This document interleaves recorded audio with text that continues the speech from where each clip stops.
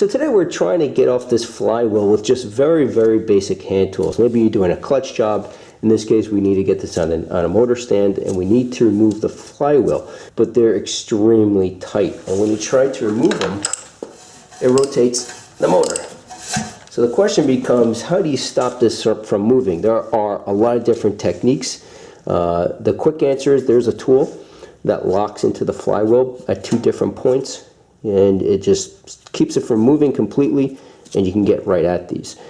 We're not going to use that tool. I'm going to do this based on if just the average person with the average tools needs to get this off. So let's start with the first way, which we're going to attach a bolt to the front crank pulley to hold the pulley, because since this is moving, it's also moving the crank pulley in front of the motor. If we can keep that from moving, maybe these bolts will come loose. So let's try that at first and see what happens. So right here we have the crank pulley, and it's held down by, in this case, a 27mm bolt. So we want to keep this from moving. Now the best bet is to get a breaker bar to hold this, okay? Breaker bar is pretty long. I'll come from a different shot.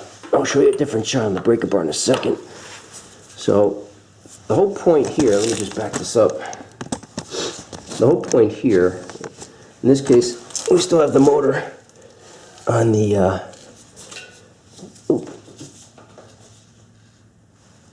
on the crane here.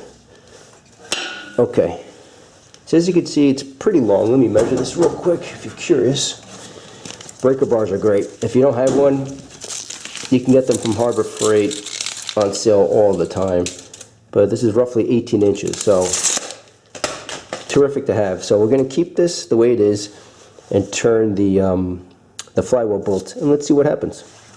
Okay, now before we try this real quick, what we're using is an 18mm socket and a 1/2-inch drive ratchet. Now, this is not ideal, meaning if you have another breaker bar, that's really what you want. In this case, I only have 1 breaker bar, so we have to use a ratchet. Again, it's not ideal, but it's going to work. That being said, you want to create a long handle. So what I've done is I grabbed another socket. We'll place it over the end of the ratchet. We have a number of different extensions that I have here, and this will give us the extra leverage to get these bolts, just to break them loose. Once you break them loose, you're golden. Now, if you don't have something like this, a piece of pipe, whatever you have lying around the garage, just place it over the end, just break it loose, and hopefully we'll be successful. So let's give it a shot. Okay, here we go. Now, if you get someone to help you out, because this is going to rock the motor quite a bit, that would be a big plus. But in this case, you can do it by yourself. It's just a little bit more harder. So here we go.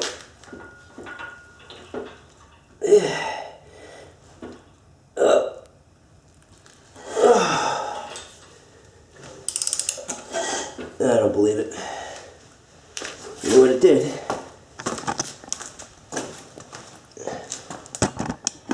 You know what it did? It broke.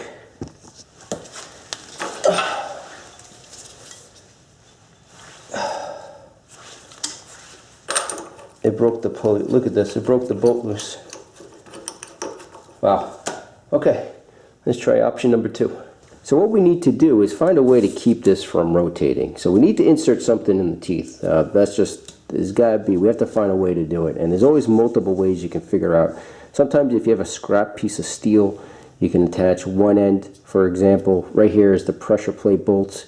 Put one end here and then another bolt there. So in other words, have a piece of metal that you can attach here, and that would keep it from rotating. So you need to figure something out. Now, I don't have any scrap metal, so that's scratched, or that won't work. Another option is sometimes where the starter lives, it's, in this case, I just have this piece of gasket, and I can't really attach anything to this. It's too flimsy. In other words, if I try to bolt this up to these 2 locations and then use something here to hold this from moving, it's going to bend the hell out of this. That won't work. So that's out. So let me just think here for a second. What we're going to do?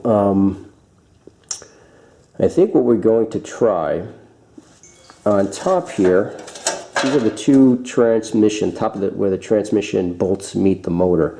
If I can attach a bolt here or here, doesn't matter, attach a bolt and then wedge something in the teeth and have it placed against that bolt, and at the same time turn this, that should work. That should certainly work. So this is the goal you want to find. Again, you need to find some way to keep this from rotating. And again, if the thickness of the engine housing is thick enough, and you can place something, a screwdriver for example, to keep it from rotating, that will work. If you have a piece of steel, anything lying around that you can cut, drill some holes, attach one in here, attach the other in here, that will work. In this case, let's see if this is going to work out. Let's give it a shot. Okay, so again, this is a bolt that was removed. This held on the transmission to the motor. We had 1, 2, 3, 4. Let me tighten this down a little bit. And then, let's see if we can find something to wedge in between the teeth and make contact with the bolt. There's really no wrong way to remove these. The whole point, whatever you can figure out and try to keep this flywheel from moving, is the only way to go. Again, the other bet is if you have an impact gun or air tools or whatever the case may be. But anyone doing this at home, usually they don't have that. So, okay. Okay, so what I'm going to try, this is just a chisel. I'm going to try by placing it like this. And this is Task Force. I think it's a Lowe's brand, and I know the quality's pretty good with Task Force. In other words, that you don't want to use something cheap that's going to break off. So my plan is to hold down this chisel with my left hand. With my right hand, I'm going to use a breaker bar and just try to loosen up this bolt. And let's see what happens. Okay, so here we go. Again, we have the breaker bar, our 19mm socket, and a bar I'm going to place over the end of the breaker bar. I just want as much leverage as possible. It's the only way you're going to successfully get these off. You need the leverage. It's the number one thing. You need leverage to get these off. So actually, let me just reposition the camera.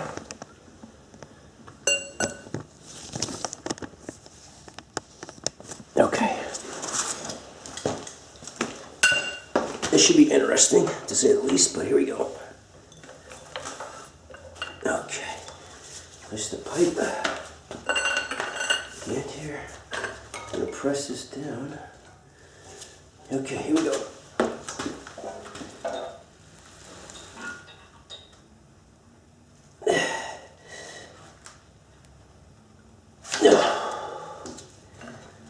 Try it again. Okay, here we go.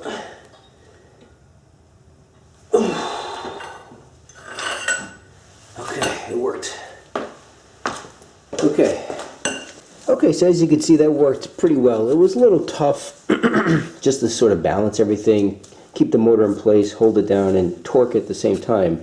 But certainly that worked. Now, let's also try one other option, just to give you different ideas that you can try. I did look around the garage. I did find one of these pulley adapters, but essentially, if you could find a piece of metal or even fabricate something, cut it off and just fit it up to line up with, in this case, these bolt holes hold on the pressure plate. So they're rather short. If you could find something a little bit longer, that would be more ideal. But so these guys hold on the pressure plate to the flywheel, and then we have one right here. Again, this is what attached the transmission to the motor. Okay, same bolt again. So you guys can see that? Okay, good. Okay, so if we do this, we sort of just line it up. Put one bolt here.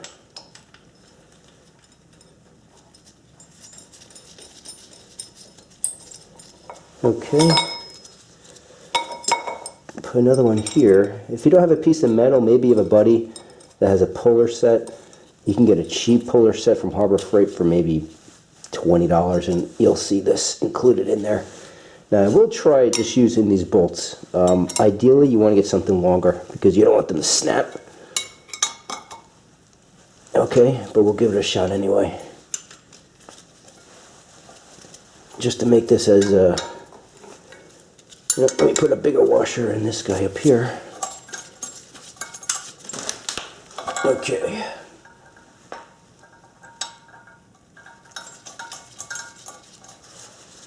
I'll tighten this down, and this should certainly work as well.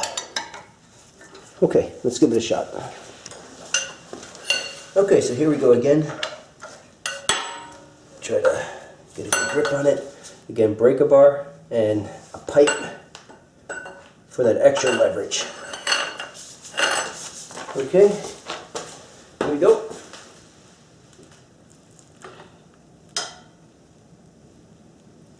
There we go. Okay.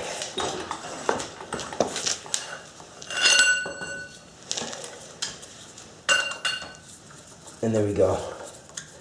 This was certainly easier, without a doubt. If you have something like this, it was certainly a lot easier because you don't have to press down trying to hold these teeth. This is by far your better option. Oh man, that hurt. Don't forget, these are really heavy. Oh. Here you go. Here's your old flywheel. And in this case, fortunately, we do not need a puller. It just came right off. So no problems there. So thank you for watching. I hope this helps someone out there that's watching. And until then, we'll see you next time.